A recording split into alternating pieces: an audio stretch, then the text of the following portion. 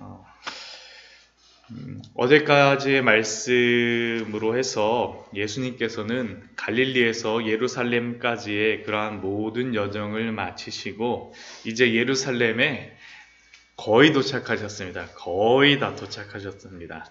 그렇다면 예수님께서는 어떻게 예루살렘에 들어가실까요? 오늘 말씀은 바로 예수님께서 예루살렘 성으로 입성하시는 그러한 말씀을 우리에게 알려주고 있습니다. 그때의 상황을 보여주고 있습니다.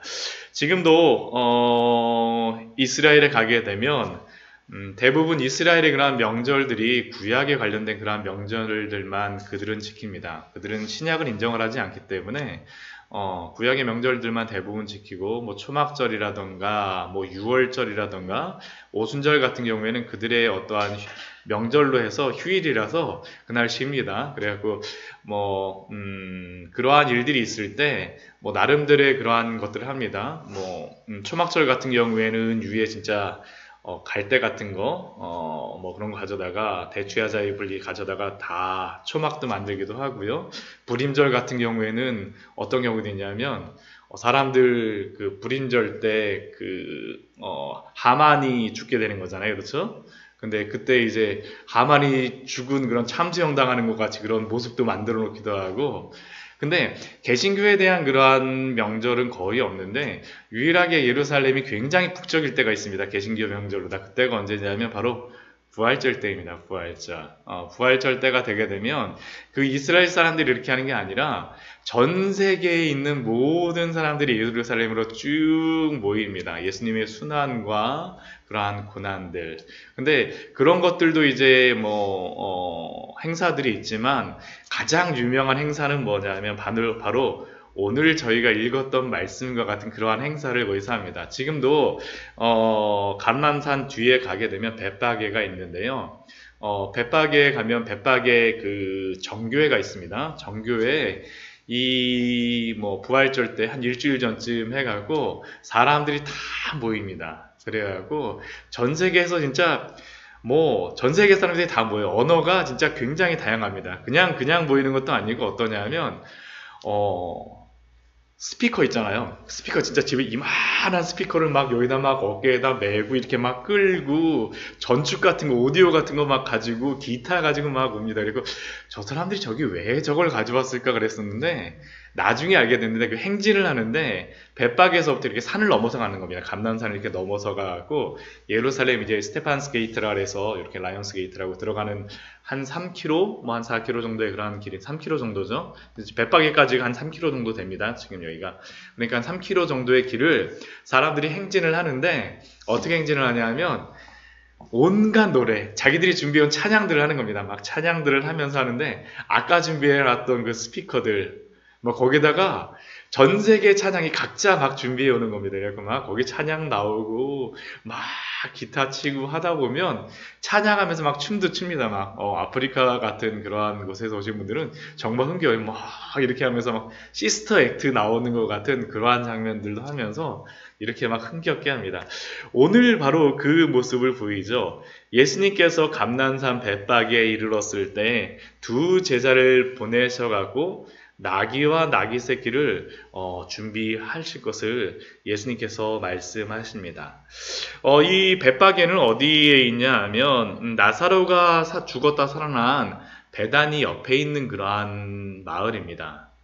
그러니까 예수님이 이곳에 예루살렘에 도착하셨다라고 나귀와 나귀 새끼를 풀어오라라고 이야기를 하니까 아마 그 주변의 사람들이 다 모이기 시작했던 것 같아요. 그 나사로의 그런 기적을 경험했던 사람들이 얼마나 예수님이 오신다 그러니까 얼마나 놀랐겠습니까? 그리고 예수님께서 사람들에게 이렇게 나귀와 나귀 새끼를 가져오라고 했을 때 누가 이것을 해주는지 모르지만 주가 쓰시겠다라고 하자 즉시 보내줍니다. 아마 그 지역에 예수님에 대하여서 이미 어느 정도 알고 있었던 그런 사람들이 있었기 때문에 예수님께서 사용하시겠다라고 하자 왕이 오신다라고 그들은 생각하였기 때문에 그 일을 흔쾌하게 같이 준비하기 시작합니다.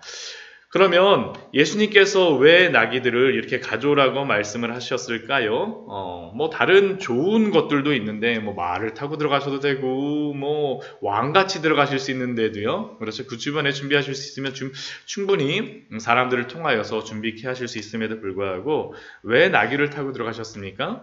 4절 말씀해 보면 그 이유를 말씀합니다. 이는 선지자를 통하여 하신 말씀을 이루려 하심이라. 왜 예수님이 나귀를 타고 들어가십니까? 이미 이렇게 나귀를 타고 들어가시기로 이미 구약 성경에 예언되어 있기 때문입니다. 예수님의 삶을 보게 되면 예수님의 탄생서부터 시작해서 이 말이 굉장히 많이 나옵니다. 마태복음에는 선지자를 통하여 하신 말씀을 이루시기 위하여서 뭐 애굽에도 갔다 오시고 그리고 뭐 베들레헴에도 태어나시고 왜 예수님께서 이렇게 선지자를 통해서 하신 말씀을 이루려 하십니까? 이것의 가장 근본적인 이유는 구약 성경을 성취하시기 위함도 있지만 하나님의 말씀을 순종하시기 위해서입니다.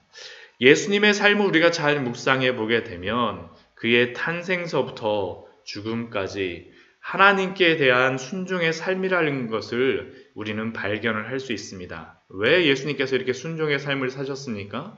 그것은 아담과 하와 이래로 불순종하였던 우리의 모든 불순종을 예수님이 대신 순종하시기 위하여서 십자가에 달리신다는 것도 의미가 무엇입니까?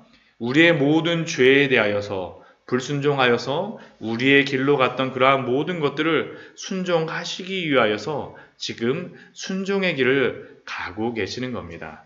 지금 굉장히 흥겨운 장면이 펼쳐지지만 사실은 일주일 후면 이 흥겨운 장면들은 다시 예수님의 십자가에 못 박히는 장면으로 변하게 되어집니다. 바로 예수님이 순종하시기 위하여서 죽기까지 순종하시기 위한 그 길을 가시기 위함이고 오늘 그것에 대한 첫 번째로서 시작도 하나님의 말씀에 순종하시기 위하여서 나귀 새끼를 타고 올라가십니다. 그렇다면 구약 성경에서는 이 예수님의 나귀 타심에 대하여서 어떻게 기록하고 있습니까? 5절 말씀에서 이 말씀을 인용하고 있는데 이것은 스가랴서 9장 9절의 말씀을 인용하고 있습니다. 오늘 말씀에서는 내 왕이 내게 임하나니 그는 겸손하여 나귀 곧 멍에 맺는 짐승의 새끼를 탔도다라고 말씀하시는데 스가랴서 9장 9절 말씀에서는 이렇게 기록되어 있습니다. 시온에 따라 크게 기뻐할지어다. 예루살렘에 따라 즐거이 부를지어다. 보라 내 왕이 내게 임하시나니 그는 공의로우시며 구원을 베푸시며 겸손하여서 나귀를 타시나니 나귀의 작은 것 곧 나귀 새끼니라.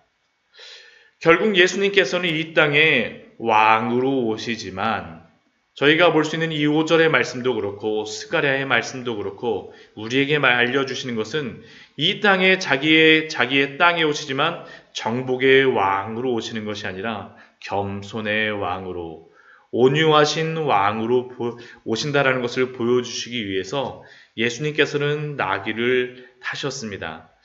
그 뒤에 스가랴서 9장 9절 뒤에 10절 말씀을 보게 되면 그것을 우리가 분명하게 알 수 있는 그러한 말씀이 있습니다. 내가 에브라임의 병거와 예루살렘의 말을 끊겠고 전쟁하는 활도 끊으리니 그가 이방 사람에게 화평을 전할 것이요.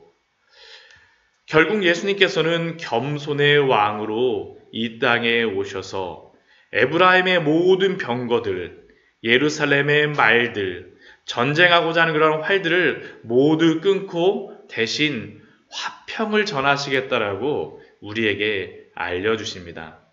이 화평을 통하여서 통치하시는 왕이 바로 예수님이십니다.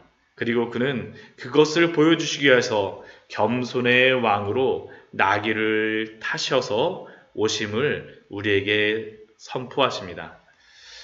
그리고 이것은 예수님이 왕으로 오심을 또한 우리에게 알려주시는 겁니다. 왕으로 오심을. 내 왕이 내게 임하나니 5절 말씀 보면 그러죠. 내 왕이 내게 임하나니 이것은 다윗의 자손이여라고 사람들이 외치는데 이 말에 대한 그러한 성취입니다. 예수님이 왕으로 오시는 것들, 다윗의 자손이 누구입니까? 왕으로 오심에 대한 그러한 말씀입니다. 이전 솔로몬은 다윗의 아들로 왕이 될 때 예수님과 비슷한 그러한 일들을 행하였습니다. 솔로몬이 다윗을 이어서 솔로몬이 왕이 될 때 열왕기상 1장 말씀에 보면 그는 멋진 말과 병거를 타고 올라가는 것이 아니라 왕이 될 때 무엇을 타고 올라가냐면 다윗의 노새를 타고 왕이 된 것을 우리는 알 수 있습니다. 근데 이게 재미있는 게 솔로몬이라는 그러한 이름의 뜻이 무엇이냐 하면 샬롬이라는 의미에서 나왔습니다. 샬롬의 왕이 바로 솔로몬입니다. 평화의 왕. 평화의 왕이 솔로몬이고 그 솔로몬이 어디로 올라가냐면 예루살렘으로 올라갑니다. 예루살렘의 의미는 또 뭐냐면 평화의 마을입니다. 평화의 왕이 평화의 그 마을로다 입성하는 게 바로 다윗을 이어서 왕이 되었던 솔로몬이었습니다. 근데 솔로몬의 그러한 인생은 어떤 인생이었습니까? 평화의 왕으로 살아가질 않았었죠.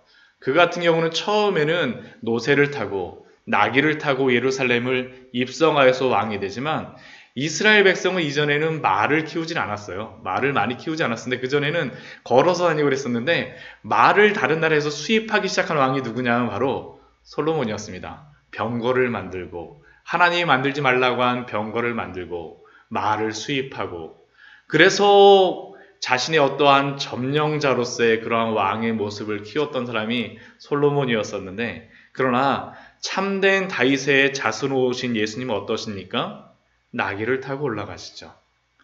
평화의 마을에 나귀를 타고 올라오심으로 말미암아 참된 평화의 왕이심을 샬롬의 마을에 나귀를 타고 올라오심으로 말미암아 진실한 겸손의 왕이심을 우리에게 알려주십니다. 그러면 겸손의 왕으로 입성하시는 예수님께 대하여서 그의 백성들이 가져야 될 마음이 무엇이겠습니까? 평화의 왕으로 오시는 그분에 대해서 가져야 될 마음들이 무엇이겠습니까? 7절 말씀에 보면 이렇게 기록되어 있습니다. 나귀와 나귀 새끼를 끌고 와서 자기들의 겉옷을 그 위에 얹음에 예수께서 그 위에 타시니 예수님을 왕으로 모시는 자들은 어떻게 합니까? 자기들의 겉옷을 벗어서 예수님의 그러한 나귀에 얹는 겁니다. 이것은 제자들이 이렇게 하였었지만 비단 제자들만 그렇게 한 것이 아니었습니다. 예수님을 따르는 많은 무리들 8절 말씀을 보면 어떻습니까? 그들도 겉옷을 벗어서 길에 펴니다. 평화의 왕으로 오심을 그들은 찬양하는 것이었습니다. 또한 높이는 것이었죠. 또한 그 길에 그들의 겉옷만 피는 것이 아니라 나뭇가지를 베어서 길에 쫙 펴음으로 말미암아 예루살렘의 평화의 왕으로 오시는 그 예수님을 영접한 겁니다. 자신의 가장 소중한 것을 드림으로 예수님을 맞아들이는 그러한 일들을 그들은 하였습니다. 또한 그들은 예수님의 입성을 소리 높여 찬양하며 외칩니다. 호산나 다윗의 자손이여 찬송하리로다. 호산나 주의 이름으로 오시는 이여 가장 높은 곳에서 호산나. 이 호산나라는 그러한 단어의 의미가 무엇이냐면 호시아라는 게 그 구원이라는 의미입니다. 구원. 호산나라는 것은 이제라는 의미다. 이제 우리를 구원하소서라는 게 호산나라는 그러한 의미입니다. 그러니까 결국 우리를 다윗의 자손이여 우리를 구원하소서. 다윗의 자손이여 우리를 구원하소서. 그러니까 이게 호산나는 우리가 그냥 히브리어를 그냥 불러왔기 때문에 호산나 하지만 우리를 구원하소서라고 이야기하지만 근데 여기에는 또 워드 프레이가 되고 있습니다. 예수라는 그러한 이름의 뜻이 무엇입니까? 마태복음 우리 1장 말씀을 보면 우리를 죄에서 구원하시는 자라는 그러한 의미입니다. 그리고 이 예수라는 것과 동일한 단어가 또 거의 동일한 단어가 뭐냐면 바로 호산나입니다. 그러니까 예수라고 부르게 되면 그게 뭐냐면 구원하소서 이제 구원하소서 우리를 구원하여 달라라고 지금 이들은 예수님 앞에서 평화의 왕으로 오시는 분에게 우리를 구원하여 주십시오라고 그들은 외치고 있습니다. 이게 바로 왕으로 오시는 그러한 분에 대한 그러한 성도들의 참된 받아들임이죠. 우리가 예수님을 믿는다라는 것은 무엇입니까? 우리가 예수님을 믿음으로 말미암아 세상의 부자가 되고 세상에서 성공을 하고 우리의 무엇인가를 이루려고 하시는 것입니까? 아닙니다. 예수님을 왕으로 받아들인다라는 것은 예수 그리스도를 우리의 구원자로 맞아들이는 겁니다. 우리의 구원자로 맞아들이는 겁니다. 근데 구원자로 맞아들이는 자들은 삶에 어떠한 것들이 나옵니까? 그들의 겉옷을 벗어서 자리에 펼쳐놓게 되죠. 주인으로 그분을 맞아들일 수밖에 없는 것입니다. 순종이 그 삶에서 나오게 되는 거죠. 우리가 예수님을 믿음으로 말미암아서 순종하겠다라고 막 억지로 하는 게 아닙니다. 우리를 구원하신 그 분에 대하여서 우리의 순종의 삶이 저절로 나오게 됩니다. 우리를 구원하소서, 우리를 구원하소서. 이 울림들, 이러한 소리들, 바로 이것이 2000년 전 예수님이 이 땅에 오셨을 때 예루살렘에서 있었던 바로 그러한 외침이요, 또한 소리였습니다. 그런데 이것은 예수님을 왕으로 맞아들인 자들에게 벌어지는 일들이었죠. 그렇지 예수님을 이렇게 호산나 호산나 하면서 받아들이는 자들만 있었던 것은 아닙니다. 반대로 다 왕으로 맞아들이지 않는 사람들은 어떻게 합니까? 10절 말씀을 보면 그것에 대해서 우리에게 이야기하죠. 예수께서 예루살렘에 들어가시니 온 성이 소동하여 이르되 이는 누구냐 하거늘. 이 말씀을 보면 생각나는 그러한 사건이 있습니다. 언제입니까? 예수님이 탄생하셨을 때, 동방박사가 왔을 때 예루살렘에 소동이 벌어집니다. 막 큰 소동이 벌어지면서 그 동방박사가 와서 헤롯과 그 예루살렘 사람들에게 묻죠. 유대인의 왕으로 나신 이가 어디 계시냐? 그때 그들의 반응이 무엇이었습니까? 헤롯과 그 시대 예루살렘이 소동하였습니다. 그 왕이 어디 있느냐 하면서 눈에 불을 켜고 막 찾아다니죠. 동일합니다.